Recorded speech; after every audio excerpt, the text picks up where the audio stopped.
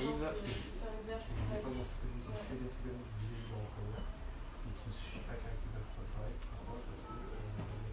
N'hésitez pas à partager ce live. 5e épisode, dernier épisode. Les gens commencent à La arriver. prochaine saison.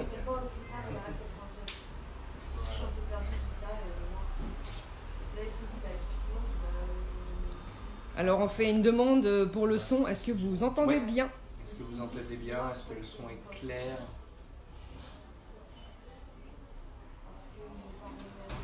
Voilà. Aujourd'hui, on va parler de la dette, de l'arnaque de la dette, et surtout les solutions. Je dirais à un ami, on va ouvrir la bibliothèque des solutions aujourd'hui. C'est pas que la bibliothèque des problèmes. N'hésitez pas à partager. Voilà, donc, Et dites-nous si vous n'entendez pas, voilà, ou si est-ce vous que le entendez son est mal. bon? Est-ce que l'image est claire? Aussi bien sa voix que la mienne. Voilà. Thank you. On va commencer. Bon, c'est bon. Ok. La technique est au point. Alors, personne s'en plaint. Ok. Eh Donc, je pense que c'est bon. On vous entendra si jamais il y a un problème. Bonjour, Donc, oui, le son est bon. donc, bonjour Merci à tous, Pascaline. bonjour citoyens, bonjour citoyennes. Bonjour à tous. Donc on a lancé depuis début décembre une série d'épisodes sur la dette pour faire l'éducation populaire sur ce qu'est la dette, sur en quoi c'est une arnaque, en quoi c'est un outil de chantage de l'oligarchie financière sur les peuples Mhm. et en quoi le peuple doit s'approprier cette question-là pour se libérer une bonne fois pour toutes de cette, je dirais, cette oligarchie, de son emprise, mais aussi de la culture oligarchique. Donc peut-être réénumérer les différents épisodes qu'on a fait.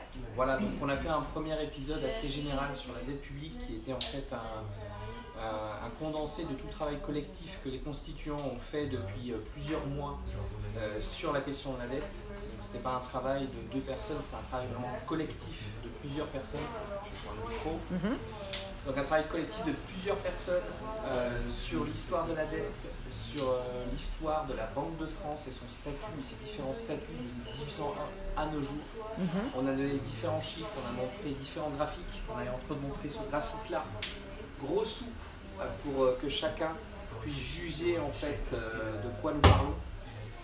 Et un des chiffres qui est souvent évoqué par les uns et les autres, à juste titre, c'est le coût des institutions, et entre autres des régimes spéciaux des parlementaires et des sénateurs, qu'on n'a pas entendu beaucoup parler avec la réforme des retraites. Mais tout cela représente au maximum 1 milliard, 1,5 milliard d'euros par an de dépenses payées par nos impôts et nos taxes, Ok. alors que la charge de la dette était l'année précédente de 41,2 milliards, 40 fois plus. Donc il faut remettre les choses dans son contexte. On reviendra dessus, mais donc voilà, on avait évoqué ces différents chiffres, on avait évoqué les différents statuts de la Banque de France. On a fait un deuxième épisode, on avait été plus précisément ensuite sur la dette des hôpitaux. Mhm. On avait montré, entre autres, que chacun d'entre nous, en tant qu'assuré à l'assurance maladie, à hauteur de 76 millions à l'époque, en 2015, on avait renfloué les banques qui avaient vendu des emprunts dits toxiques, donc des emprunts à taux variable aux hôpitaux. Et pour que les hôpitaux puissent payer les banques, eh bien, il y avait un fonds qui avait été créé dans lequel les assurés, sans qu'on demande notre avis évidemment, l'assurance maladie avait contribué à hauteur de 76 millions, c'est-à-dire vous et moi. On avait ensuite fait un troisième épisode sur la dette de la sécurité sociale. Donc on avait insisté sur le fait que la sécurité sociale est différente du budget de l'État, Mhm. puisque la sécurité sociale c'est quelque chose qui est payé par l'ensemble des travailleurs et des travailleuses. C'est la différence entre le salaire brut et le salaire net. Certains parlent, et à juste titre, d'un salaire différé, puisqu'une partie du salaire brut ne vient pas dans nos portefeuilles, mais il va bien dans des caisses qui assurent donc contre la maladie, contre les accidents du travail et également pour les retraites. Donc on avait fait un point sur les retraites. Ça c'était le troisième épisode. Et le quatrième épisode c'était donc sur la dette de la SNCF, qui désormais n'est plus une entreprise publique mais avec un statut particulier de SA, Société Anonyme, c'est-à-dire mise en concurrence avec d'autres entreprises privées. Comme avait dit notre ami Chouineau Vlad, c'est la mort en 2020 de la SNCF qui existait donc depuis 1939. Donc en fait, c'est le démantèlement de tout ce qui est service public. Voilà. Donc on était passé par ça, on avait donné différents chiffres, à chaque fois c'était des lives de 1h, 1h30, assez exhaustifs, assez importants. Donc voilà, donc là le cinquième épisode, on a voulu que ce soit vous qui soyez l'acteur de ce live, de ce direct. Donc on va prendre un certain nombre de questions qui vont nous faire parvenir au fur et à mesure de l'heure qui vient. Chanoir va nous en faire l'écho de vos questions.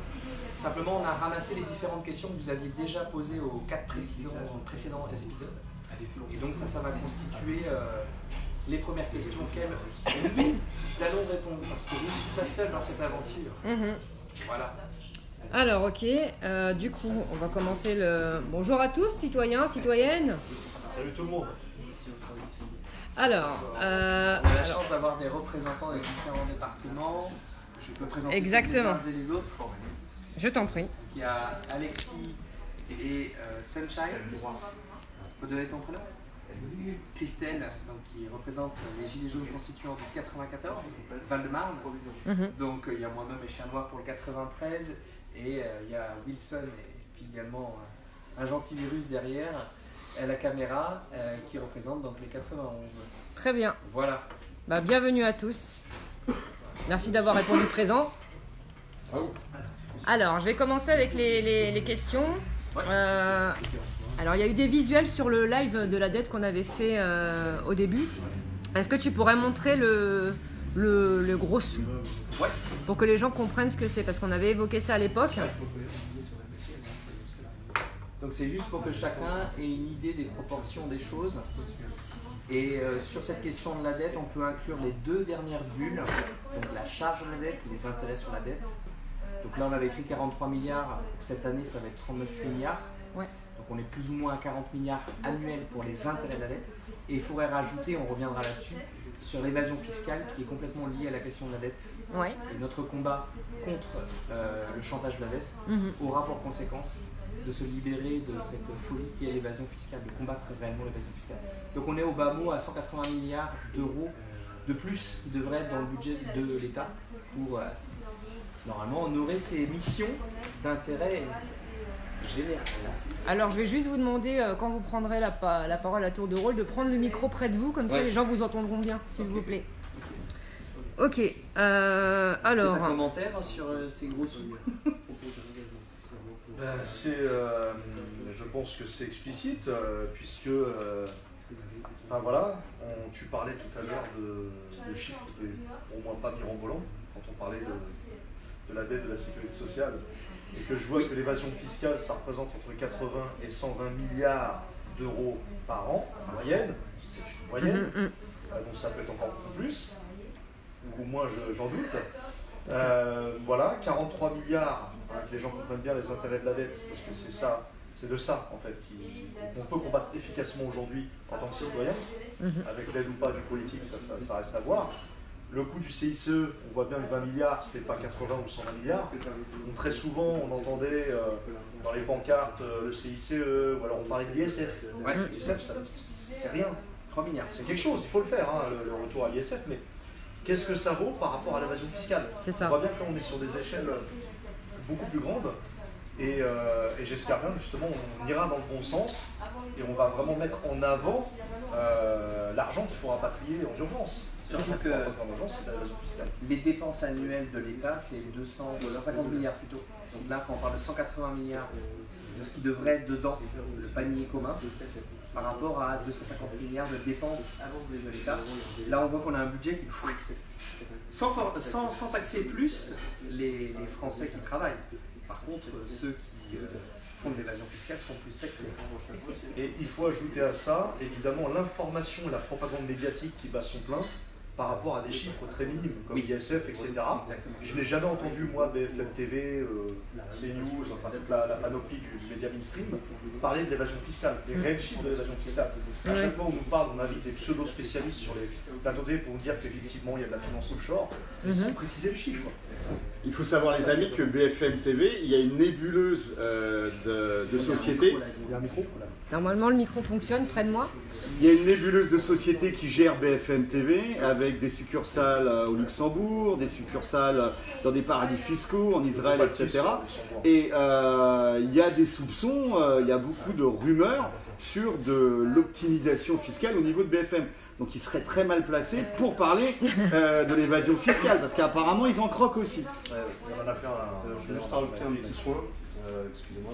La dernière fois que j'avais entendu, avant les Gilets jaunes, la dernière fois que j'avais entendu parler de la fraude fiscale, elle était évaluée à 50 milliards. C'était vers 2012. Oui. Un tout petit peu plus près, s'il te plaît. Vers 2012, la fraude fiscale était évaluée à 50 milliards. Aujourd'hui, elle est entre 80 et 120, donc 100 milliards. Chiffre de 2018. Grosso merdo, depuis 2012, la fraude fiscale a doublé. C'est ça. Doublé de volume. Donc on se demande où c'est passé. Comme par hasard, c'est sous le règne de François Hollande, apparemment. Et puis, le grand ennemi de la finance. Oui, le grand ennemi de la finance. Michel Sapin, feu ministre de l'économie et des finances à la fin du mandat de Hollande, avait rappelé que finalement, mon ami, c'est la finance. C'est ce qu'il avait dit. D'accord. Ah oui, finalement, il avait traduit la chose. D'accord, ok. Et il avait dit devant des grands On est entreprises. passé de la rébellion à la soumission Voilà, tout de suite. Ah ouais. Sacré François. Non, c'est voilà. Je pense que nos viewers auront bien compris l'importance de ces gros sous. D'ailleurs, le titre est bien choisi, et que ça laisse à méditer. Voilà, il faut vraiment prendre compte de la problématique urgente, je dis bien urgente à régler. Je me permets une petite question en même temps, parce que les chiffres qu'on a là de la dette, parce qu'on dit ça a augmenté, ça a doublé, enfin ça a augmenté, mais on n'est même pas sûr des chiffres à l'heure actuelle, ils peuvent être bien plus gros. C'est des estimations. Voilà, et en même temps j'ai introduit par exemple sur la dette des ménages, qui n'est pas la dette publique, où pareil on n'a aucune info de savoir, on estime 10 000 milliards, il me semble à peu près, mais on n'a aucune info factuelle là-dessus, donc voilà, toujours flou et opaque. Et la dette des entreprises. Parce que ce que nous disait un ami constituant du 91, Vincent de mémoire, il faut retenir que la moitié du mois, arrivé à la moitié du mois, c'est plus de 20% des Français qui comptent en banque qui sont à découvert à partir du 15 du mois. Donc ce n'est pas un problème minoritaire en France. Je ne parle pas de ceux qui ne sont pas à découvert mais qui sont cric-crac quand même pour leurs dépenses et qui doivent compter au jour le jour pour leurs dépenses. Là, on parle de gens qui sont à découvert dès la moitié du mois. Ça représente un Français sur 5. Et sûrement un gilet jaune sur deux. C'est sûrement un gilet jaune sur deux. Sûrement. Voilà. Ok. Alors, une des choses qu'on avait évoquées et qui était intéressante aussi, c'est que justement, je rebondis, c'est que les gilets jaunes ont été un des rares mouvements qui, dès le départ, avait mis cette question de l'arnaque de la dette. On avait montré plusieurs images à l'époque. Et pour faire court et aller à l'essentiel, voilà, ça c'est un exemple parmi d'autres qu'on peut trouver. Ils font partie sur de Internet. l'ADN des Gilets jaunes. Voilà, c'est à Chambéry, on est en novembre 2018. Novembre 2018. Hein. Voilà. On était vraiment au début du mouvement. Donc leur dette, c'est l'arnaque du siècle.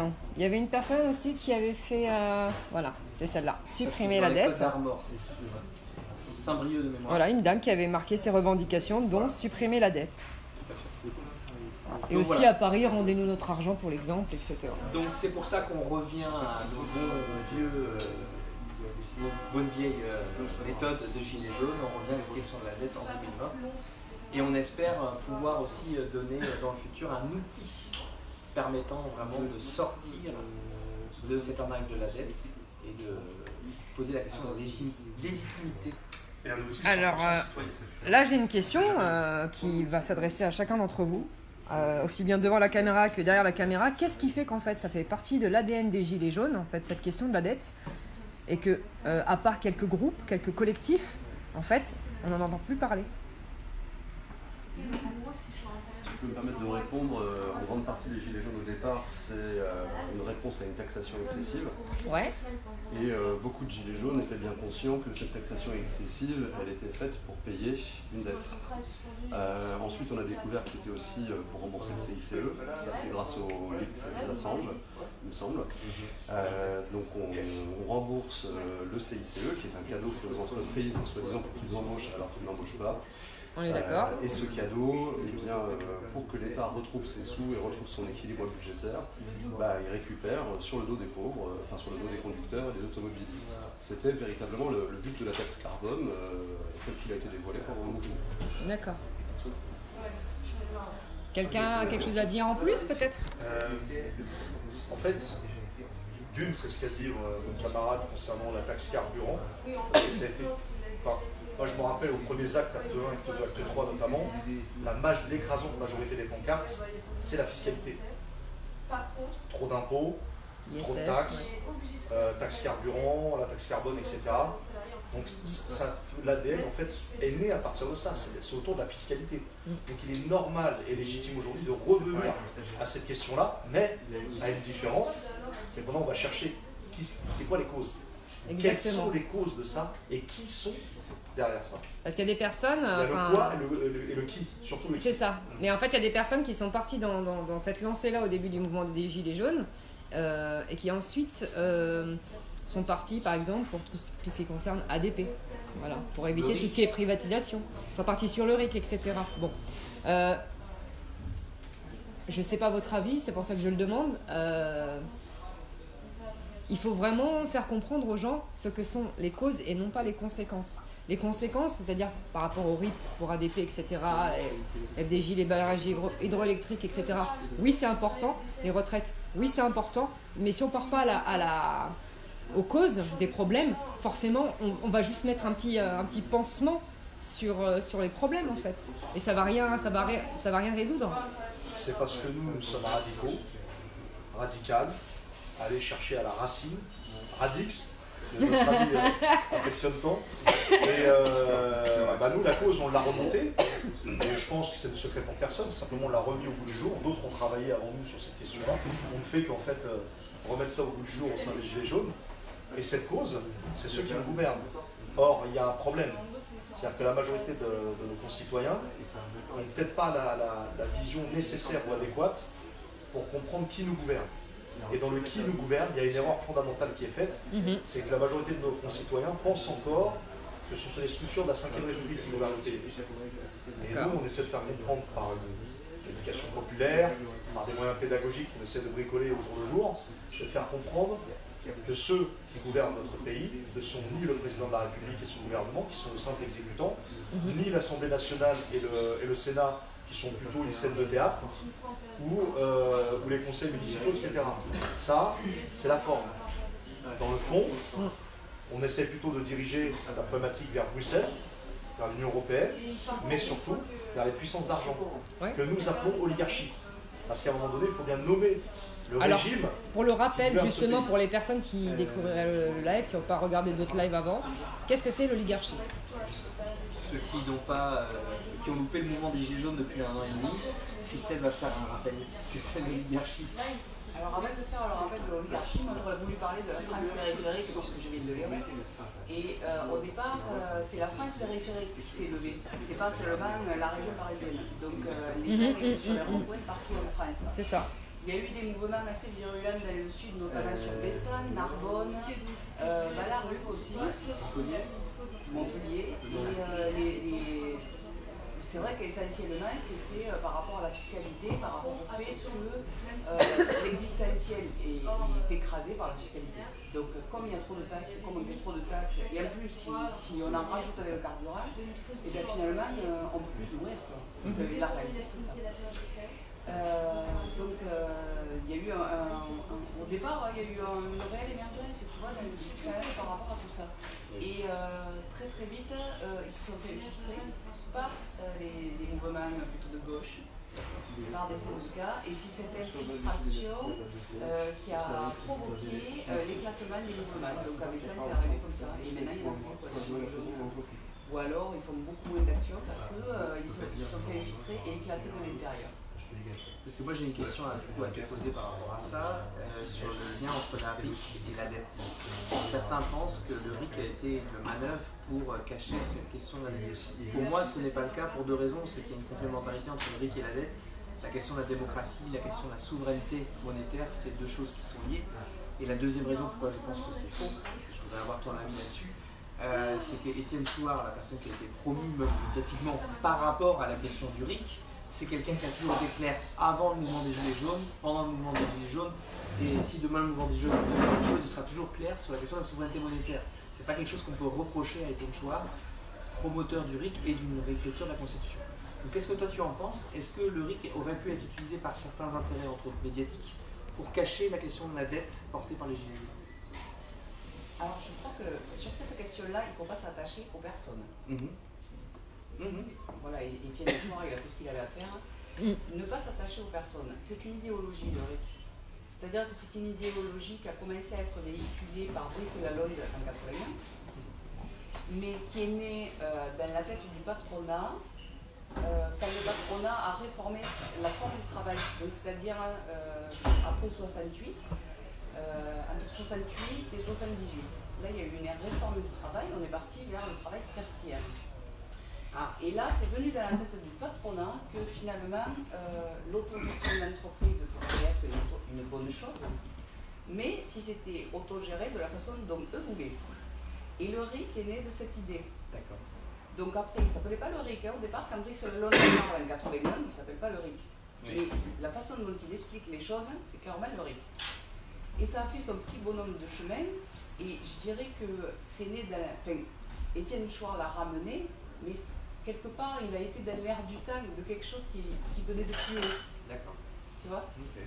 Et c'est une idée qui prend naissance en amont, qui fait son bout de chemin et qui est limite autonome dans son automouvement, tu vois. Donc pour moi, c'est clairement quelque chose qui a été instillé dans la tête des Gilets jaunes par le pouvoir en place, par l'oligarchie même. D'accord. Donc on revient à la question, qu'est-ce que c'est l'oligarchie? Alors ça c'est une question pour ici. C'est pas la définition qu'on donne des manifestants, groupements d'individus en vue de commettre des dégradations et de la violence. C'est pas ça la définition? Non. Absolument. Pardon.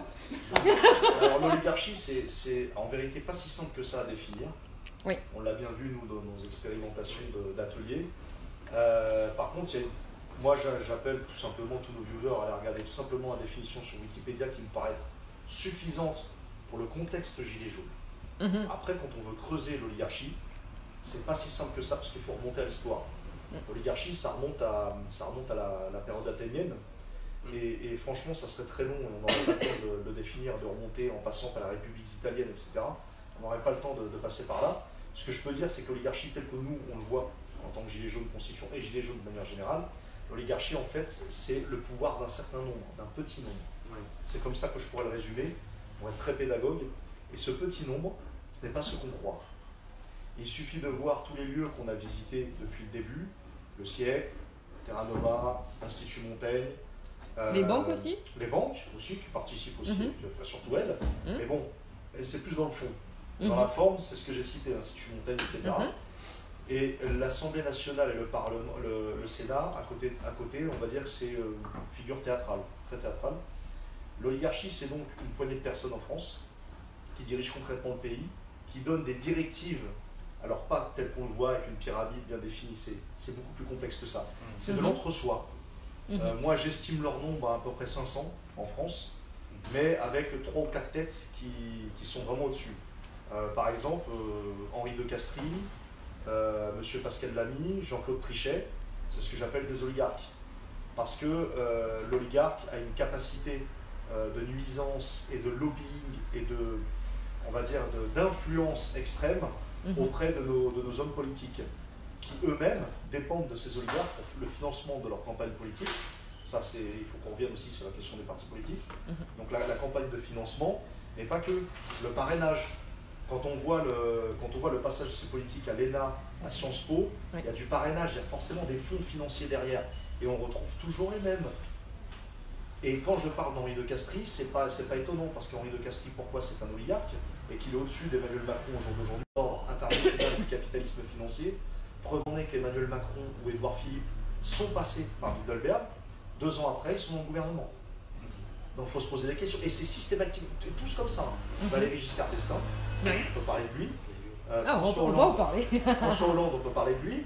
Enfin, à chaque fois que quelqu'un passe à Bilderberg, et surtout sa succursale en France, le siècle, il a immédiatement un poste au sein du gouvernement, ou bien en tant que haut commissaire, ou à l'UNESCO, ou commissaire européen. Par exemple, Thierry Breton, et Christine Lagarde, qui elle est à la BCE, ou Thierry Breton qui est commissaire chargé du numérique. Ces gens-là sont des oligarques. Au niveau français, mais au niveau international, ils ne sont que des valets serviles. Alors après, bon, on ne va pas rentrer dans la définition, ça c'est en interne. Tu oublies de dire que l'oligarchie a aussi une influence auprès des populations par le biais des ONG qu'elle a elle-même créées. Oui, et des médias. Soros étant son Bonne exemple introduction. patent, Et des médias. caricatural. Juste une petite remarque à propos du Bilderberg. Depuis sa création, le projet le projet secret au départ, puis affiché avec le temps, du Bilderberg, c'est la destruction des États pour les remplacer par des entreprises privées qui sont réputées être meilleurs gestionnaires, comme chacun sait, des affaires qui concernent les citoyens. Mais en gardant une forme, alors il faudra garder la forme, et dans la forme, en fait, c'est l'Union européenne qui est chargée de garder la forme, puisque les États-nations vont disparaître. Quand Thierry Lard parle des euro-régions, c'est une réalité. Aujourd'hui, on va bientôt passer à 5 régions. Je ne sais pas si les gens en fait se soucient de ce problème, mais il va falloir s'en soucier à un moment donné, parce qu'on va perdre nos identités, l'identité nationale va se perdre, on va perdre un pan de notre histoire pour devenir simplement une région de la technocratie européenne. Et c'est ça l'oligarchie. Voilà, j'essaie vraiment de montrer un contour de ce qu'est l'oligarchie, parce qu'elle a multiples facettes. Elle a des facettes sur le plan financier, sur le plan politique, sur le plan étatique, sur le plan technocratique. Enfin, c'est une nébuleuse en fait. Et écologique. C'est quoi nébuleuse? Nébuleuse, voilà, c'est un tentacule, un nuage, un cloud, tu vois, et puis, un cloud, ça parle aux gens, ça. Et qui tourne autour d'un noyau central, tu vois, c'est qu'on est plus dans l'électron, voilà. Et finalement, cette oligarchie, pour nous, c'est le régime actuel qui gouverne la France. Et donc, oublier la démocratie représentative, c'est juste un support pour ces gens-là. Preuve en est qu'ils sont capables de financer les deux camps. Un exemple concret, encore Henri de Castries, qui avait soutenu François Fillon dans un premier temps, et après son dévolu s'est jeté sur M. Emmanuel Macron, et à un moment donné même sur François Hollande. Donc il a fait tous les camps celui-là. Donc ça nous prouve bien qu'au-dessus, c'est toujours la mainmise de ces gens-là qui finalement vont placer le meilleur candidat, et pas n'importe quel candidat. On voit bien que tous les derniers présidents qui se sont présentés aux élections et qui ont gagné dépendent tous de la finance. Monsieur Emmanuel Macron, c'est le golem de la finance, donc on voit bien la majorité de ses soutiens est principalement la banque Rothschild. Monsieur Pompidou, qui est à l'origine de la loi de 73, ancien directeur général de la banque Rothschild. J'ai entendu golem, c'est quoi golem? C'est pas Gollum? On est proche. Non. Oui, Sauron, qui est à Bruxelles. Non mais voilà, c'est pour vous dire en fait, que l'oligarchie, c'est en gros la définition, c'est le gouvernement d'un petit nombre. D'un petit nombre, et non élu. C'est ça. Je précise non élu. Donc toute cette démocratie représentative est une fiction. C'est une. Voilà, la Commission européenne, les commissions européennes, M. Thierry Breton n'a pas voté pour elle. Ni le président d'ailleurs. Christine Lagarde à la BCE, qui a voté pour elle? Personne. Personne. Et ancienne directrice du FMI, on voit bien toujours le lien avec la puissance financière. Voilà ce que c'est l'oligarchie pour nous. Et encore, c'est vraiment un tout petit résumé. Et j'invite vraiment les gens à aller lire les ouvrages de Pierre Hillard, qui est très consensuel là-dessus. Ouais, non, c'est juste rajouter un élément, c'est que de manière simple, et pour revenir aussi au sujet de la dette, pourquoi la dette est une des armes privilégiées de l'oligarchie pour asservir les peuples, c'est parce que cette oligarchie se conçoit comme une mafia en fait. Simplement, contrairement aux mafias. Pourquoi c'est une mafia? Parce que l'intérêt particulier avant l'intérêt général. Deuxièmement, des familles. Ils pensent en termes de famille. C'est l'individualisme. Pas forcément en termes de sang, mais en termes historiques. Et on retrouve donc ces aspects de la mafia. Simplement, à différence d'une mafia italienne, sicilienne, c'est pas lié à un territoire. La mafia oligarchique est mondialiste. Elle s'en fout des territoires, elle s'en fout des nations, elle s'en fout des patries, elle s'en fout des peuples, elle s'en fout de la culture de ces peuples. Il peut y avoir des exceptions, mais en général, un oligarque, c'est la différence avec un mafia, même si les comportements et les façons de penser sont similaires à la mafia. Et contrairement aux mafias, c'est pas lié à un territoire. Je trouve que c'est vrai que la construction européenne, de ce point de vue-là, est un bon exemple de quelque chose qui n'est pas territorial, mais dans lequel il y a des lois qui s'appliquent malgré tout. C'est quand même territorial, puisqu'on est sur la supranationale. Oui. Il y a une territorialité aussi. Les euro-régions. Mais c'est vrai que sur un niveau supérieur, ce sont des globalistes, et c'est pas tant le territoire qui les intéresse, ou alors le territoire c'est la planète entière. Et justement, qu'est-ce qui n'a pas de territoire, qu'est-ce qui n'a pas d'odeur, qu'est-ce qui n'a pas de couleur? L'argent. Ouais. C'est pour ça le contrôle sur l'émission monétaire, sur la création monétaire, et obligeant les États, les peuples à s'endetter jusqu'au cou, c'est un moyen privilégié pour cette oligarchie, justement, pour asservir les peuples. Ce n'est pas le seul, il y a aussi le contrôle des médias, etc. Mais c'est un moyen privilégié, la dette, la dette, la dette. C'est pour ça que nous insistons, parce que nous sommes d'abord et avant tout pour mettre fin, une bonne fois pour toutes, à cette oligarchie. Une demi-heure. Est-ce que du coup il y a une alternative selon vous à l'argent ou pas? Est-ce que c'est l'argent le problème? J'aime bien poser des questions comme ça. Juste une petite introduction historique. L'argent, c'est de la dette. Point. L'homme préhistorique, pourquoi l'homme préhistorique a inventé l'argent? Pourquoi? Parce qu'il y en avait un qui faisait pousser des carottes, il y en avait un autre qui faisait pousser des haricots. Les carottes ne poussaient pas au même moment que les haricots. Et donc, quand il voulait échanger ses carottes contre des haricots, le gars, l'autre en face, il n'avait pas de haricots à lui donner. Donc, il lui disait, je te donne un caillou, c'est une garantie. Ça peut être un caillou, ça peut être une pièce d'argent, ça peut être ce que vous voulez. C'est une garantie que je te dois tant de haricots à terme pour te rembourser de tes carottes. L'argent, sur le fond, c'est de la dette, fondamentalement. Et ça l'a toujours été. C'est toujours une reconnaissance, un papier qui signifie que vous devez quelque chose à quelqu'un. Donc, envisager un monde sans argent, c'est envisager un monde très ancien, préhistorique véritablement, soit très futuriste, très loin en avant. Alors du coup, je me permets de poser la question par rapport à ce que tu viens de dire. Donc l'argent, en fait, finalement, pour toi, c'est uniquement de la dette, mais finalement, quand quelqu'un a un billet de 5 € dans la poche, parce qu'il a travaillé, voilà, au black ou peu importe, on lui donne ça, c'est une dette pour lui ou c'est plutôt un acquis? Non, c'est un papier qui signifie qu'en échange, je peux avoir quelque chose. D'accord, mais à ce moment-là, la personne n'est pas endettée. Non, mais le principe, c'est que, comment expliquer ça? Le système s'est beaucoup complexifié, on n'échange pas des carottes et des haricots, et même déjà à l'époque, on n'échangeait pas que des carottes et des haricots. Donc le système s'est beaucoup complexifié, et disons que l'argent est devenu une unité de mesure de ce que chacun doit à chacun. C'est ça, ouais. Quand tu vas voir ta boulangère, tu lui demandes une baguette, qu'elle te répond 1 €, tu lui donnes 1 €, c'est-à-dire que tu as bien compris que tu lui devais, tu dois quelque chose, d'accord? Et qu'elle, en échange, elle te doit une baguette. C'est un rapport qui est assez simple, un rapport commercial. Le problème, c'est quand la dette se pose avec des intérêts. C'est là que ça devient autre chose. Donc ouais, je vais reposer la question. Ah, pardon, je t'en prie. Valérie Bugot nous expliquait que l'argent à l'heure actuelle n'était plus une unité de mesure, mais que c'était devenu une marchandise. Oui. Et c'est ce qui pose problème finalement. Parce que en fait, si j'ai bien compris, l'argent représente quelque chose, mais quand on commence à échanger de l'argent et qu'il ne représente plus rien, c'est là qu'il est utilisé comme une marchandise. Ouais. Je donne un exemple sur les marchés financiers, pour prendre l'exemple des carottes et des haricots. L'acheteur de carottes va prendre une assurance pour s'assurer que le vendeur d'haricots, si jamais il y a une épisode de grêle et qu'il ne puisse pas, que sa récolte d'haricots n'arrive pas à terme, il va prendre une assurance. Et en fait, on a une situation où sur les marchés financiers, les financiers prennent des assurances par rapport à d'autres financiers. Oui. Donc c'est un argent qui n'a plus rien à voir avec les haricots et les carottes, qui est lié absolument. Juste un financier va vendre un bien financier et l'autre prend une assurance pour être sûr que ce bien financier soit honoré. Et puis tu as d'autres financiers qui parient sur le fait que ça va se casser la gueule aussi. Oui, voilà. Et c'est là d'où vient le problème finalement. Là, l'argent marchandise. Et ouais.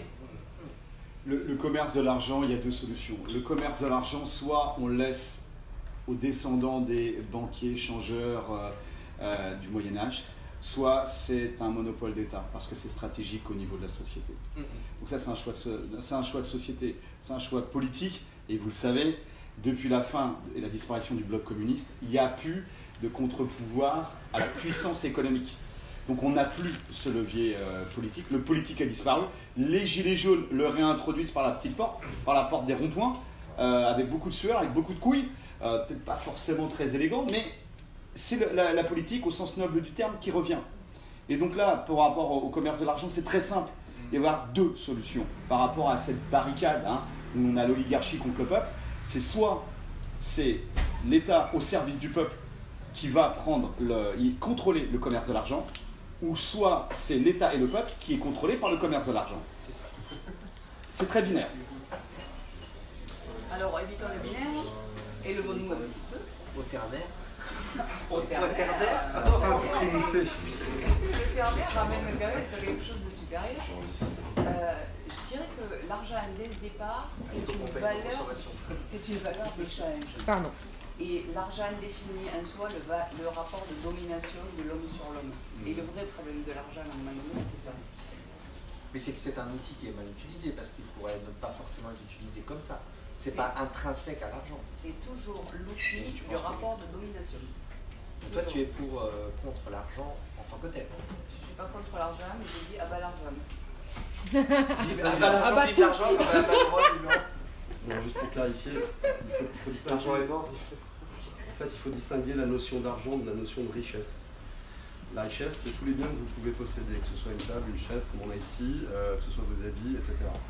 La question, alors si on pousse le communisme jusqu'au fin fond, l'idée c'est qu'il n'y a pas besoin d'argent, il y a juste besoin d'une distribution des richesses. C'est-à-dire des biens produits par la société pour les citoyens. Et que tous les citoyens soient grosso modo à égalité dans cette distribution. Oui, bon, ça on a vu à quoi ça a mené. Oui, parce qu'à l'époque, il y avait un problème de centralisation de l'information. Maintenant, avec le big data, dans les dizaines d'années à venir, peut-être que le communisme pourra revenir et être efficace cette fois-ci. Alors, moi j'entends par communisme, pas celui qui existait, parce que celui-là, évidemment qu'on a le droit d'aller le mur, de garder, il n'existe plus, mais on a le droit d'aller le mur. Par contre, le communisme, ça veut dire avant tout revenir à la fraternité humaine, en passant par la commune et la communauté humaine. C'est ça le vrai communisme.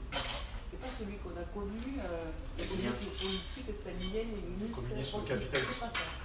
En tout cas, pour moi, il y a une chose qui, même quand on n'est pas communiste, est compréhensible et en accord avec les principes communistes, c'est que l'argent, en tant que représentant, doit avoir un sous-jacent réel.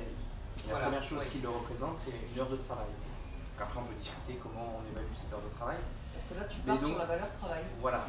Et donc, c'est là que le troisième Reich avait mis à l'honneur, d'ailleurs, pour redresser l'économie. En 3 ans, ils ont redressé l'économie par la valeur travail. Bon, bref. Mais en tout cas, voilà, ça c'est un débat intéressant qu'on pourra avoir par ailleurs. Il faut faire péter les plafonds de verre à un moment donné. C'est une de travailler en ligne. Oh, oui. Mais en tout cas, c'est un débat qu'on pourra avoir. Mais en tout cas, c'est là qu'aussi on peut avoir des gens qui ne sont pas communistes mais qui sont en accord avec ça.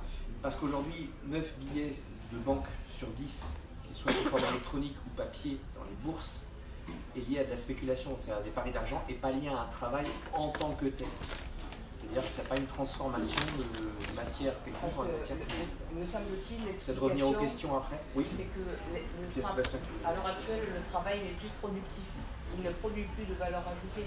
Donc tu ne peux pas indexer une création monétaire sur le travail puisqu'il n'est pas productif. D'où la mort de l'industrialisation. Voilà, c'est du travail mort. La Grande-Bretagne. Bon, on prépare déjà le deuxième débat, donc là il y a juste Sébastien qui voulait intervenir et ensuite on revient aux questions formelles. Oui, par rapport à l'argent, pour compléter ce que dit Alexis, que tout argent, création monétaire est une dette, il y a aussi la notion de confiance qui est très importante qu'il faudrait mettre dans l'affaire, mais bon là je ne vais pas le faire là. Et par contre, pour faire boucler la boucle là, sur l'histoire de justement la dette, si on arrivait à récupérer donc 40 milliards par rapport à la dette publique, bon, on ne parle pas de la dette des ménages parce que ce serait un tout autre dossier aussi à prendre, annuel, et donc les 120 milliards d'évasion fiscale, donc on voit qu'on peut récupérer 80% du budget de l'État sur les 250 milliards, ce que t'expliquais Yann. Et moi, du coup, par rapport à l'argent, alors un monde sans argent, bon, on peut tous en rêver, il faudrait voir comment ce serait possible. Personnellement, moi j'y réfléchis et j'invite nos auditeurs à voir le travail de Paul Herriès. Donc sur la gratuité du service public et la gratuité du bon usage. Et donc si on récupérait 180 milliards, créer une gratuité de biens communs sur les services publics et les produits de première nécessité ou autres, c'est largement possible. Donc si on ne volait pas toute la richesse, en fait, on pourrait arriver à, sans se débarrasser tout de suite de l'argent évidemment, mais en tout cas arriver à un certain compromis entre les deux et toujours arriver vers plus de biens communs, ce que nos dirigeants ont oublié ou ne veulent plus du tout entendre parler. Alors, je ne sais pas si tu t'es aperçu, mais à l'heure actuelle, nos dirigeants, enfin les oligarques en tout cas, parlent beaucoup du bien commun. Ils récupèrent le concept. Mais le bien commun pour eux, ça veut dire le vivre ensemble. Donc c'est pareil, c'est une nébuleuse d'idées, tu ne sais pas trop ce que ça veut dire. Non, c'est le bien commun, c'est notre bien commun quand ils disent ça. C'est le leur. C'est que le lot. Alors peut-être qu'on peut revenir aux questions mitraillettes. Je propose une petite séquence questions mitraillettes de Chat Noir. Donc Chat Noir, tu nous poses des questions mitraillettes, c'est-à-dire on répond aussi vite qu'une mitraillette tire des balles. Alors dans un premier temps, je voudrais qu'on réexplique de façon très courte qu'est-ce que la dette publique, sa création, quand est-ce que c'est arrivé, etc. Donc je vais vous donner des années et je vais vous demander de me répondre de façon brève. Bien. 1945. On commence par Christelle et Otto. Alors, il y a un truc Allez. qui me dit plan Marshall. Moi, je dirais 2 mots, CNR, renationalisation de la Banque de France. Je compléterai par la loi 45-15 qui est accessible sur le site de Légifrance, qui est la loi qui nationalise la Banque de France. Qui avant ne l'était pas. Qui avant ne l'était pas, Qui appartenait à 200 familles. qui appartenait à 200 familles, qui étaient donc les actionnaires principaux de la Banque de France. C'était les banques françaises qui représentaient en fait de manière visible cette oligarchie. Donc Rothschild était représenté, la banque Rockefeller aussi. Il y avait la banque Lazare Frères, il y avait la banque Worms à l'époque, était la banque anglaise. Je parle de banques qui ont financé le nazisme. Et alors, C'est officiel maintenant, les historiens ça me renvoie à Bernard Lazare. Ouh là là, ouh là là. Donc 1945 là. Alors, Bernard Lazare a écrit en 1904. Attention, il y a le chat noir qui fait de la censure. Bernard Non, non, pas de la censure, en cours. 1904, il faut infiltrer toutes les institutions françaises pour en prendre le contrôle. La Et synarchie. ça passait, la synarchie, et ça passait par les banques, notamment la santé, l'éducation, tout. Il a écrit. D'accord. Autre chose à rajouter pour Alexis. 45? Alors Alors maintenant, 73. Alors 1973. 73. Ah, la loi Pompidou, Rothschild. Giscard. Ouais. C'est tout. Alors c'est quoi cette loi? Officialisation de la présence oligarchique en France. 1973. Selon moi. De la main Moi, mise à l'oligarchie. J'ai perdu un poumon. Deux choses dans cette loi, officielle, c'est- soyons précis, 2 choses dans cette loi. Un, on impose à la Banque de France, qui jusque-là prêtait à 0% à l'État, des plafonds. Mhm, Jusque-là, il n'y avait pas de plafond. mhm. C'était un système représentatif, mais les représentants des travailleurs et les représentants du patronat étaient représentés en majorité, à la place des 200 actionnaires. Ils étaient majoritaires au sein de ce qu'on peut appeler la gouvernance de la Banque de France. 73, 2 choses. 1, on leur impose des plafonds. 2, on vire les syndicats de travailleurs et les syndicats de patrons et on remplace par les experts financiers, c'est-à-dire les 2 actionnaires quelque part reviennent sur le devant de la scène. C'est les 2 choses principales de la loi 73. Donc c'est le début de la fin, ce n'est pas Ouais. la fin, mais c'est le début de la fin du principe de la Banque de France prêtant à 0% à l'État, qui sera acté dans la pratique en 85 et officiellement dans la loi, gravée dans le marbre en 93, suite au traité de Maastricht. Voilà. 83. Merde. Non, Ah, on fait les 93. choses par étapes. Date de naissance. 83, moi j'ai rien. 1983. J'ai rien du tout en 83. Après, tourne à la rigueur, Mitterrand, dans la pratique, rien ne l'oblige en termes législatifs, dans la pratique, Mitterrand, le s'interdit- point socialiste. s'interdit d'emprunter à la Banque de France à 0%. Il peut avec des plafonds, mais il s'interdit. Voilà. Voilà, 83. Donc il lance le bordel, quoi. Un point sur les raisons, les causes, pour faire de l'antinazisme primaire. Le problème, c'est la Deuxième Guerre mondiale, c'est-à-dire la création monétaire et les abus de la création monétaire qu'il y a eu avant la Deuxième Guerre mondiale. Les Allemands ont créé de la monnaie en veux-tu, en voilà, ils ont connu l'hyperinflation et ça a amené à la prise de pouvoir d'Adolf Hitler. Donc, partout en Europe, dans l'idée de construire l'Union européenne et de la construire avec les Allemands, eh bien, tout le monde s'est dit, bon, on va essayer de ne pas faire trop de création monétaire parce que les Allemands, ça les rend fous, quoi. Ils ont une peur bleue de ça. Voilà. Donc 93. 93, 1993. Ah, 93. Alors, 93, moi j'ai voté non. Contrairement à Mélenchon. Et c'est passé quand même. J'ai revoté non après. Mais voter pourquoi? Mais pour l'Europe, maintenant. C'était Ah, Maastricht. Moi, je dirais l'article 104 Ah. qui continue dans la même ligne que 73, mais au niveau européen. D'accord. Article 104 du traité du fonctionnement de l'Union européenne statuant sur la Banque centrale européenne indépendante, citation, de toute conscience politique ou citoyen. Fin de citation. Asselineau sort de ce corps. Alors, Mais parfois il faut être précis. J'avoue. bah, du coup, Parfois. ouais. Pas Après, tout le temps, mais. après 93, moi j'ai noté 2 autres dates. 2008. Oh. Il y a 2005 avant peut-être. Ah, alors on Oui, t'écoute. 2005, quand même. 2005, bien une démocratie. 2005, le référendum pour la Constitution européenne, on a voté non. Où d'ailleurs notre ami Étienne Chouard s'est fait connaître pour le non et donc a fait beaucoup donné beaucoup d'infos là-dessus. Où le non l'a emporté et donc 2008 arrive un an après l'élection de Sarkozy qui nous parle le traité de Lisbonne, dont l'article 123 du traité de Lisbonne qui perpétue encore une fois la loi de 73, le traité de Maastricht, pour en finir, verrouiller totalement et de manière éternelle, enfin c'est ce qu'il souhaite, la création monétaire des nations. Il l'a fait passer par le loi parlementaire d'ailleurs. Il y a un nom à donner, il y a un nom à donner à tout ça, c'est l'exécutant balai servile Nicolas Sarkozy. Nicolas Sarkozy, qui est actuellement, ça peu de monde le savent, il travaille pour l'État ivoirien. Il est consul pour l'ambassade ivoirienne au Qatar. Donc ouais, on recycle les valets serviles. Il y en a qui sont conférenciers, à 300 000 € la conférence à Dubaï, et puis d'autres qui sont consuls. Mais le recyclage, ça pas que du bon là. 2008, c'est aussi le deuxième épisode du crack financier, et dans la logique de tout ce qu'on vient de décrire, asservissement à ce monde financier, au lieu de dire principe de bon sens, bon, on vous a laissé gérer, on a appelé ça l'autorégulation des banques par elles-mêmes, donc on vous a laissé gérer, vous avez foutu le bordel, on remet des règles. Ben non, rien n'a changé, on a prétendu, on a dit le capitalisme financier c'est fini, c'était Sarkozy. Oui, On a dit mon ennemi c'est la finance, c'était François Hollande, etc.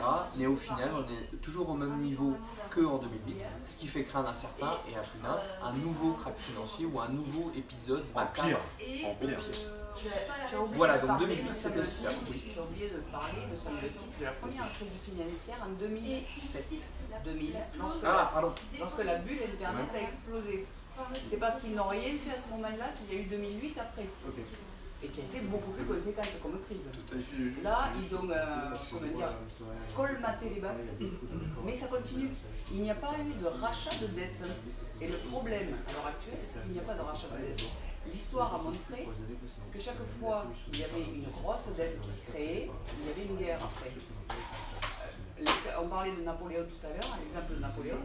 Napoléon est arrivé lorsque les assignats ont été tirés, c'était la troisième vague, je crois, de tirage des assignats. Ils n'étaient plus indexés sur rien du tout, donc il y avait une dette énorme au niveau des assignats. Tu veux me parler? Et donc du coup, Napoléon est arrivé à ce moment-là, et après la Banque de France et compagnie, il y a eu des millions de morts en Europe. Un autre exemple beaucoup plus proche de nous, crise financière, donc des nouvelles technologies en 2000. Le 11 septembre 2001, explosion des détours, et en 2003, invasion de l'Irak. Voilà. Mais elle n'a pas purgé. Ça a continué. Ah non, c'est pas le but. En réalité, il s'agit de recycler une partie de la finance, mais par ça ne marche jamais. Par exemple, à 29, ils avaient purgé la dette. Ils avaient purgé la dette des empires coloniaux à 29. Donc il n'y a pas eu après de grossissement de nouveau, parce que les marchés financiers étaient encore régulés. Là, à l'heure actuelle, ils ne régulent plus rien. Les marchés financiers, il y avait le vœu pieux que les marchés financiers s'autorégulent. C'est un vœu pieux, quoi. Et donc du coup, la dette court toujours. Mais cette dette, qui va la racheter en fait? En fonction des justement, moi j'ai une image pour comprendre ça de manière un peu simple, parce qu'elle est un peu enfantine et en fait les conséquences ne sont pas. Effectivement, tu as raison de préciser, cher ami antivirus, que le crack financier qui vient sera beaucoup plus grave que celui de 2008. Voilà. Mais juste, imaginons une bulle de savon qui éclate. Peut-être un mot sur les taux d'intérêt négatifs en même temps. Voilà. Une bulle de savon qui éclate, et simplement cette bulle de savon qui éclate, elle éclate dans une bulle de savon plus grande qui a été créée précédemment. C'est ça en fait, la cavalcade financière depuis les années 2000, etc. Est-ce que justement tout ce qui est les cracks que là vous avez évoqué, est-ce que ça a contribué justement pour l'oligarchie, pour tout ce qui est financier, tout ce qui est banque, à procéder à l'établissement de l'ordonnance 2014? Parce que du coup, le but c'est pas qu'il se fasse prendre, hein. Pas la main dans le sac, hein. Les gros sous-sous, hein. Là c'est bien parce qu'on vient enfin au problème fondamental, le mur qu'on n'arrive pas à dépasser, et qui doit se régler politiquement. En théorie, ça doit se régler politiquement. L'ordonnance de 2014, signée par François Hollande, l'ennemi de la finance, c'est ça, l'ennemi de la finance, qui nous dit dans un de ses articles, on ne va pas rentrer dans les détails parce que c'est assez complexe à comprendre dans le langage juridique, qui nous dit en gros que nous, particuliers, et la majorité des institutions, parce que pas toutes les institutions, L'Assemblée nationale, nous n'avons pas le droit de connaître qui sont nos créanciers. Ça veut dire qu'aujourd'hui, si on fait un état des lieux de la dette, il y a une commission parlementaire qui a tenté de le faire. Oui. Il faut le dire, mais ça n'a pas été médiatisé du tout. En 2014, justement, et qui a reçu en gros une fin de non-recevoir par l'agence France Trésor. L'agence France Trésor qui, elle, sait. C'est elle qui gère la dette. L'agence France Trésor est l'institution républicaine qui gère la dette française publique. Et depuis 2014, on ne peut pas connaître qui sont nos créanciers. On en a une vague idée. Avant 2014, on les connaissait. Donc, 18 banques, à peu près, des fonds de pension américains. Là, on a AXA, notre ami Henri de Castries qui a joué son rôle d'oligarque comme il se doit. Rothschild, toujours là au bon moment, quand il faut. Toujours dans les deux camps. Toujours dans les deux camps. BNP Paribas, oui, JP Morgan. BNP Paribas, où M. Michel Pébro fait partie des oligarques français. Michel Pébro, vous allez entendre parler de lui très prochainement, surtout au niveau européen. Lui-même parle de gouvernance mondiale, dans pratiquement tous les textes qu'il écrit, c'est assez hallucinant chez lui.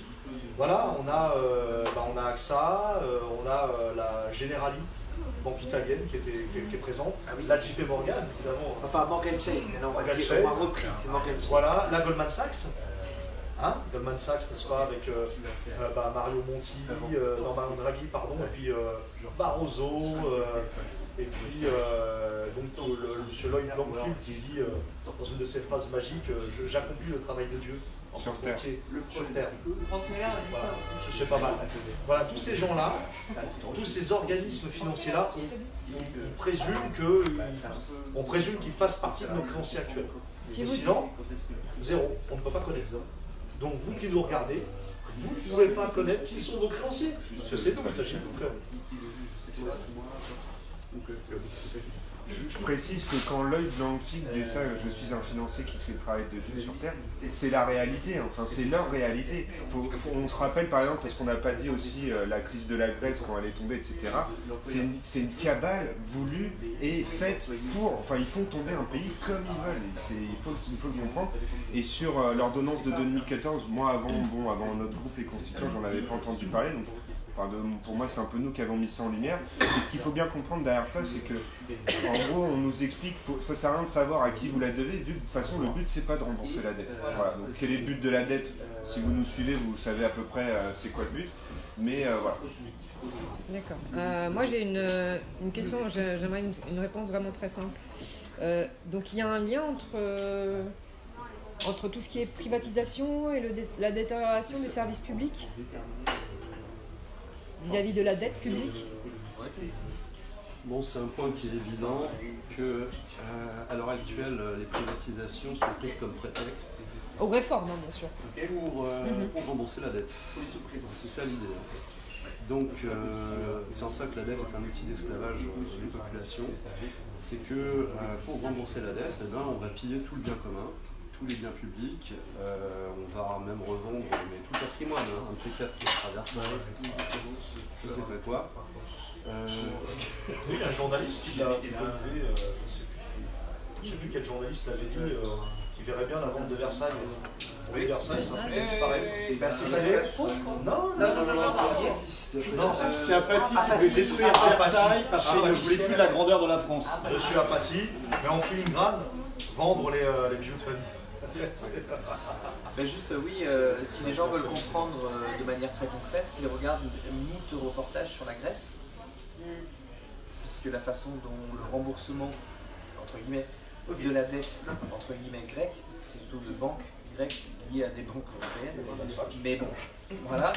Il suffit de regarder juste comment a été privatisé un certain nombre de services publics et de biens appartenant aux Grecs, dont même des ports en fait. Des bouts de ports ont été vendus, des bouts de route, des concessions. Des îles. Voilà. Donc la Grèce est un bon exemple de ce qui nous attend. Il y a le rôle de la CIA aussi. La CIA via les dirigeants de BlackRock qui sont infiltrés au niveau du trésor français des anciens de la CA que tu vas retrouver dans les instituts de sondage. Roberts. Hein, c'était quoi? Robert Gates, on avait fait une OP là-bas. Donc il y a aussi cet outil de domination de l'État profond américain. Alors quelle partie on ne sait pas, mais on a bien l'impression que c'est Wall Street. Sur la finance et la dette française via la CIA. Jean-François Cirelli, d'ailleurs, s'intéresse à BlackRock. Il a le CV typique d'un oligarque, enfin d'un valet servile. C'est le valet servile de BlackRock, hein, Jean-François Cirelli, qui est passé à LJ. On le retrouve dans tous les clubs des think tanks de France. Club des juristes, c'est aussi un nouveau club qu'on va visiter, tôt ou tard. Passage à l'Institut Montaigne, comme beaucoup. On le retrouve au club Le Siècle et au club des 100. La gastronomie française où tout le gratin oligarchique se retrouve, Martin Bouygues, etc. Donc encore et toujours la même bande de copains et copines. Je voulais repasser à la question que j'ai posée tout à l'heure. La question c'est quel est le projet et vers où ça va. J'ai parlé des Bilderberg tout à l'heure. À mon avis, c'est bien ça qui est en place. L'idée c'est de détruire les États-nations pour les remplacer par une gestion par les intérêts privés. Pour ce faire, en fait, la dette est un outil. La dette est un outil qui permet d'affaiblir les nations, les obligeant à rembourser cette dette illégitime et odieuse, sous le chantage en fait que si on ne rembourse pas, les banques vont faire faillite, ça va être le crack, ça va être la crise, etc. Alors en fait, on constate bien que le fait de rembourser ou pas la dette ne change rien au fait qu'il y ait crack, c'est déjà le premier point. Et donc la perspective d'avenir, c'est une gestion par le privé de l'humanité tout entière. Il faut bien voir ça de façon claire. Et donc vous serez rasés, tout le bien commun sera rasé, les écoles seront rasées, les hôpitaux seront rasés, tout sera rasé et à disponibilité du privé qui va s'enrichir encore plus que ce qu'il a à l'heure actuelle, alors qu'il en a déjà des milliards de fois trop, d'accord. Et la perspective d'avenir, c'est véritablement la mise en esclavage de l'humanité. Police privée, pompiers privés, ambulance, tout privé en fait. Moi ça, l'école privée, tout privé. Puis si tu es dans le bon quartier, que tu payes bien, t'as les bons trucs. T'as les bons pompiers, les bons hôpitaux, etc. Sauf si le légal rejoint le légitime. Et donc ce qu'on a réussi à faire jusqu'ici, en général, c'est faire émerger la question légitime. La question de la culture, encore on parle de la dette, de la mauvaise dette, on va parler de l'usure, de la question de l'usure, et ça parle à un certain nombre de gens. Donc maintenant il faut mettre en accord le légitime et le légal. Ça veut dire avoir un outil juridique qui est en conformité avec le fait que cette dette est reconnue comme illégitime et odieuse, et que légalement ça soit reconnu, et donc qu'il y ait une annulation claire et simple de la dette. Ce n'est pas nouveau dans l'histoire de notre pays, ce n'est pas nouveau dans l'histoire de l'humanité. Je rappelle, pour ceux qui aiment faire des liens avec les choses, que la pierre de Rosette, la fameuse pierre dans laquelle est écrit en égyptien, en hiéroglyphe, en grec, et la troisième écriture c'était en... Encore? C'est l'égyptien aussi, mais c'est... Non, l'égyptien vulgaire. L'égyptien vulgaire. Pas des savants. C'est donc une pierre qui nous a permis de traduire le hiéroglyphe, parlait du fait qu'un pharaon, je ne sais plus lequel, annulait la dette. Philippe le Bel a annulé de façon histoire. Et donc c'est clairement ce qu'on envisage de faire au sein des Gilets jaunes constituants, et on espère irradier au-delà de notre groupe, de fournir au peuple un outil juridique pensé, élaboré par les citoyens, avec le fonctionnement de l'expert, au sein de ce qu'on pourrait appeler un comité d'annulation de la dette. Voilà. C'est là que le légal est en conformité avec le légitime. Ce comité d'annulation de la dette, c'est une première. Bon, il y a eu des initiatives par rapport aux dettes du tiers-monde, comme le comité d'annulation de la dette des pays du tiers-monde, c'est ABTM. Ça se fait aussi en Grèce, notamment, oui. On va essayer de réfléchir justement comment ils ont abordé la chose. Et ça ne s'est jamais vu avant. C'est la place des citoyens, c'est pas le politique. Voilà, donc là, on réfléchit à un autre niveau. Là, on met en place une intelligence collective. On essaie d'utiliser les ressources de chacun pour vraiment mettre en place une idée avec l'intelligence collective et déboucher sur un outil qui sera une première en France. Et là, les Gilets jaunes, on sera dans l'application concrète de ce qu'on fait depuis plus de 14 mois.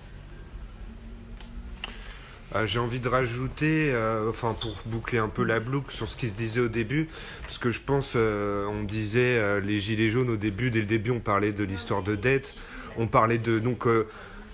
c'est un peu ce que dit Étienne Chouard par exemple, pas que lui, mais qui dit qu'on est dans une tenaille économico-politique qui nous rend esclaves, et je pense que le mouvement des Gilets jaunes, de manière intuitive, était déjà là-dessus. Et je pense à vous, Yannick, avec Solidarité et Progrès, qui dès le début parlait de banque nationale, du fait que vous avez les tenants et les aboutissants des causes historiques, etc. Et je pense que c'est le travail qu'on a voulu faire dès le début avec les Gilets jaunes constituants, détricoter tout ça. Et aujourd'hui... j'espère qu'on a réussi, en tout cas au moins pour une partie de la population, mais clairement, on revendique d'être toujours dans le même combat originel des Gilets jaunes, en plus accompli et qui mènerait à des solutions de terrain opératives, quoi. Mais maintenant on se met au tricot, c'est-à-dire on a détricoté, maintenant on va retricoter. Donc ça c'est des petites images justement de ce que tu parlais, c'est à Bercy, janvier 2019. À ce moment-là, encore dans les rues de Paris et d'Île-de-France, la plupart des gilets jaunes, c'était des gens de province, des régions, si on préfère dire. C'était pas encore les Parisiens et les Franciliens. Donc, la gauche n'était pas très présente, c'était encore vraiment le cœur des gilets jaunes. Et il faut pas oublier, je rajoute par rapport à ce que je viens de dire, donc voilà, une très belle image aussi. Là, c'est novembre 2018, devant la mairie de Dunkerque. Il faut pas oublier que, Wilson l'a dit tout à l'heure, tout ce qu'on a fait depuis le début des constituants, c'est pas nouveau, hein. À la limite, la loi de 73, je sais pas comment c'était médiatiquement parlant les contestations. Par contre, dès 92, 93, le traité de Maastricht, il y avait vraiment des pour le non tout en conscience et des pour le oui tout en conscience. Donc depuis au moins 92, beaucoup de gens savent très bien où on allait et avaient prévu où on est, d'ailleurs, l'esclavage tel qu'il est. Donc on est dans la continuité de tout ça, il ne faut rien lâcher, monter en niveau, nous comme tout le monde, et continuer à se battre pour notre liberté. Alors justement par rapport aux autres images, est-ce que tu peux remontrer aux personnes le cercle vicieux et ensuite le cercle vertueux et expliquer le commentaire avec tes camarades? Peut-être que tu peux commenter, Yannick. On commence par le cercle vicieux, évidemment. Le cercle vertueux. Ah non, vicieux. On finit toujours par le meilleur. Par le vice. Alors, en même temps. Alors, on commence par Banque Centrale. Oui. On peut le prendre par n'importe quel bout. En fait, j'ai pas besoin de commenter, tu peux le faire en fait, vas-y. Il suffit de lire. Et tu prends quel bout, n'importe quel bout, et en fait tu suis les flèches. Donc la Banque Centrale. Sauf de dire que t'es pas d'accord. Servent l'ensemble des banques privées qui alimentent la spéculation, qui créent l'instabilité, les crashs, voire les guerres, et qui sollicitent les banques centrales. Alors dans la notion de pourquoi on n'est pas déjà en guerre, parce que avant les dettes, la guerre arrivait beaucoup plus vite. Aujourd'hui, on est tous un peu équipés en bombes nucléaires, donc forcément c'est moins facile de relancer la machine capitaliste. Mais on peut dire qu'on est en guerre du point de vue de la technologie actuelle. On pourrait avoir des êtres humains qui vivent dignement. Ce n'est pas le cas en termes d'accès à l'électricité, en termes d'accès à la nourriture. Donc c'est une fruit d'une volonté politique d'asservir et de laisser les gens dans la misère, dans la mort, dans la maladie. Donc en fait, on est déjà en guerre. Il ne faut pas oublier que la guerre en Irak, ça a tué 1 200 000 Irakiens et Irakiennes. Il ne faut pas oublier du génocide silencieux, mais en fait qui est silencieux médiatiquement, mais qui existe au Congo, entre autres dans la province du Nord Kivu, pour des questions en fait d'exploitation des minerais. Il y a des gens qui sont violés, tués, coupés en morceaux au Congo à cause de ça. Alors que le Congo devrait être un des pays les plus riches du monde s'il y avait la capacité à transformer... L'Afrique en général, on pense à la Libye. S'ils transformaient les matières premières chez eux et si on les laissait tranquilles. Et que éventuellement quand ils demandent à un autre peuple une qualification, une formation, ok, mais pas de Bolloré et compagnie dans le port. Donc on est déjà en guerre en fait. Est-ce qu'on est vraiment dans la 3e guerre mondiale déjà ? De ce point de vue-là, oui. De ce point de vue-là, on peut dire que c'est économique et psychologique quelque part. Mais la bonne nouvelle, c'est qu'on est au bout de ce système, parce qu'à travers le crack financier qui vient, c'est le bout d'une logique. Il faut, à nous, peuple, d'organiser une contre-logique. C'est ça. Dès maintenant. Et au pire, quand ça arrivera, on sera prêt. Et au mieux, avant que ça s'effondre. Par contre, j'ai envie de dire que l'oligarchie est déjà en train de prévoir la contre-logique. Oui, les 100 villes résilientes, le greenwashing. Qui est la transition écologique. Mais c'est l'OP d'après ça, normalement. Justement. Non, il n'y a pas d'OP après. Je vois pas de quoi il parle. Non, vas-y, fais-nous une petite intro. Bah non, je fais pas d'intro, mais c'est pour vous dire que eux, ils ont un agenda déjà. Et la dette pour eux, c'est un prétexte. La pauvreté pour eux, c'est un prétexte qui va légitimer ce qui arrive après. C'est ce que j'allais dire tout à l'heure, enfin je sais plus qui disait ça, mais faut arrêter de croire que la dette c'est prévu pour qu'eux s'enrichissent plus. Non. Ils ont déjà tout, ils s'en foutent d'avoir plus créent d'argent. C'est une question de pouvoir et de domination. Voilà. C'est ça. Bah Christiane, du coup, tu peux nous expliquer le cercle vertueux de l'argent. Après, tu peux être en désaccord, mais c'est pareil que le cercle vicieux. On prend n'importe quel bout, choisis la couleur que tu veux. Alors, le Conseil du crédit dirige la Banque nationale qui finance les investissements d'État. L'État investit du coup dans l'urgence sociale et les infrastructures qui équipent l'ensemble des travailleurs et forment le Conseil du crédit. Donc après, à nous de déterminer dans quelle forme ce conseil du crédit, le tirage au sort, s'il y a des représentants en plus du tirage au sort, le rôle des experts là-dedans. Tout ça, c'est pas défini dans ce graphique. C'est là où il va falloir être imaginatif. Exactement. Créatif. Yes. Donc on en reparlera au processus constituant post-oligarchie, on va dire. Comme disaient les vieux du Conseil national de la résistance qui avait fait une vidéo en 2006, résister c'est créer, créer c'est résister. Ah oui. Ouais. Bah, Version Mishka, monter des équipes, bande de glands. Parce que les glands... C'est pas la gland, ça donne les glands, ça donne des beaux chaînes. C'est pas la vraie version Mishka, mais il y avait une proto-version. Wilson, un petit mot de la fin. On t'a pas trop entendu sur le mot de la fin. J'ai entendu le mot qu'il fallait Je dire. sais. Non, le mot de la fin, nous, c'est le credo depuis le début, c'est mettre en lumière ceux qui sont dans l'ombre. On va s'évertuer à continuer dans ce sens-là. Il est hors de question qu'on abandonne, on continuera à mettre en lumière ceux qui sont dans l'ombre. Et l'objectif, c'est que non seulement on reprenne le pouvoir, qu'on crée les conditions d'un vrai processus constituant, mais ne pas oublier ceux qui ont été coupables de tout ça. Bien sûr. On ne va pas les oublier. Tribunaux populaires. Donc ça, c'est pour le mot, et je pense que pareil, moi j'ai espoir. Parce que s'il n'y avait pas d'espoir, honnêtement, on ne serait pas tous là. Clairement. On serait chacun dans notre jardin, notre potager, et puis que tout le monde va se faire enculer, excusez-moi l'expression. Mais on n'est pas comme ça, nous on pense au bien commun, et de toute façon, quand même on se protège dans notre bulle. Si on fait rien, l'oligarchie va péter ta bulle. Ils viendront vous chercher, on pense à la commune, on pense à en 39, là en Espagne aussi. 37, pardon, compris cher. Agir maintenant pour nos enfants, parce que nos enfants nous jugeront. Et oui. Maman, papa, qu'est-ce que tu as fait? Est-ce que tu as agi? Est-ce que tu as fait quelque chose pour le bien commun, pour que ça change, de nous laisser un monde comme ça? Donc voilà. Ça, c'est la seule dette qui est légitime, c'est la dette vis-à-vis des générations futures. Donc nous sommes tous responsables de nos actes actuellement, qui auront une conséquence majeure dans le futur si on ne fait rien. Eh bien, merci à tous pour ce. Bon, le travail sur la dette ne fait que commencer. Hein. On s'organise, nous, pour justement donner aux citoyens des outils de prise de pouvoir, hein, clairement, et se débarrasser de nos geôliers oligarques. Aou, on ne lâche rien, monter des équipes encore et toujours, et on avance vers la victoire. Salut à tous.